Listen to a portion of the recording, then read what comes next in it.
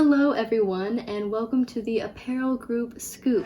Hey! Today we will be discussing collabs within the fashion industry. Ah, yes. Love collabs. So excited to be here tonight. Oh, so you mean like OPI and Converse? A nail polish company in Converse? How does that work? So OPI dropped a new line of nail polish, and they partnered with another company to boost sales. So all of the shoes from Converse are actually the same color as the nail polishes. Exactly, so we actually have a special guest here to discuss the history of collabs. Collaborations in apparel most notably began with the coming together of fashion designers and major artists of the time. One of the earliest and most noteworthy collaborations being that of Elsa Schiaparelli and Salvador Dali.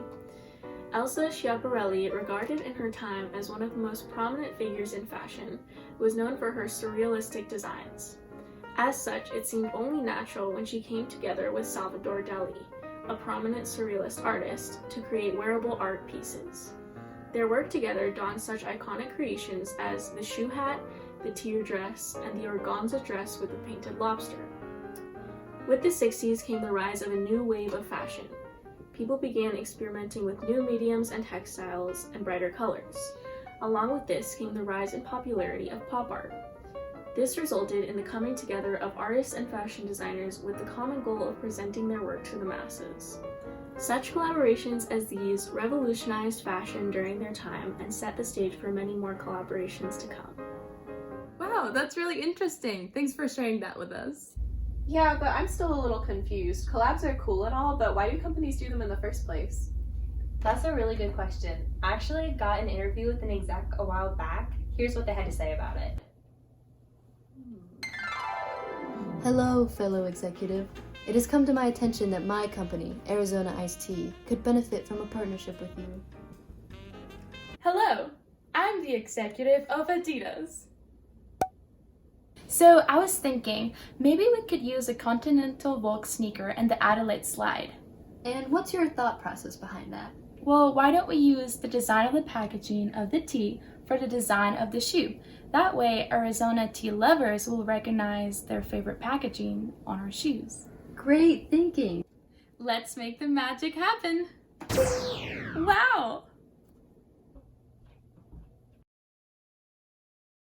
That was informative. It's a true story. So we've seen the company's side of the story, but what about the average consumer? What do they think? That's true. Let's take a look at what the average consumer thinks. What is up, everybody? Welcome back to my channel. Today we will be discussing the latest and perhaps most unlikely collab of the decade. That's right, popular fast fashion tycoon Forever 21 has just released this line of, well, see for yourself. I'm curious to know what you all think of this collaboration, because I certainly don't know how I feel about it. At all. Longtime fans of the brand seem to have their minds made up, though. This collaboration is huge, and many of the pieces are sold out both online and in stores. As big as it is, Forever 21 can collaborate with just about anybody and make tons of money off of it. They certainly don't need any more publicity, but the same might not be true for USPS. With more people turning to companies like Amazon to deliver goods purchased online, could this be the US Postal Service's saving grace? Tell me what you think in the comments, like and subscribe. Bye! So we've heard from the consumer and the companies, but I think we're missing something really important. What's that? Do these campaigns really work? Great question! Let's welcome our final guest to help clarify that for us. Most businesses take part in a collaboration to help their business financially. The two main reasons for companies getting involved in a collaboration are for marketing or production reasons. Marketing is the most popular reason because it becomes the most profitable reason. Both companies will be bringing different audiences that ideally the product they create will appeal to. This in turn will increase sales. Additionally, by having two different companies work on the same product, there will be two teams working on one product. This will make the production more efficient and will allow more items to be made in the same amount of time. This is also why most collaborations include multiple items within the same theme. If a collab does not do well, in turn, this causes a negative financial effect for both companies. Ah, I see now. That definitely cleared some things up. I think we all learned a lot about collabs. Yeah, so what do you guys think? Do you like collabs?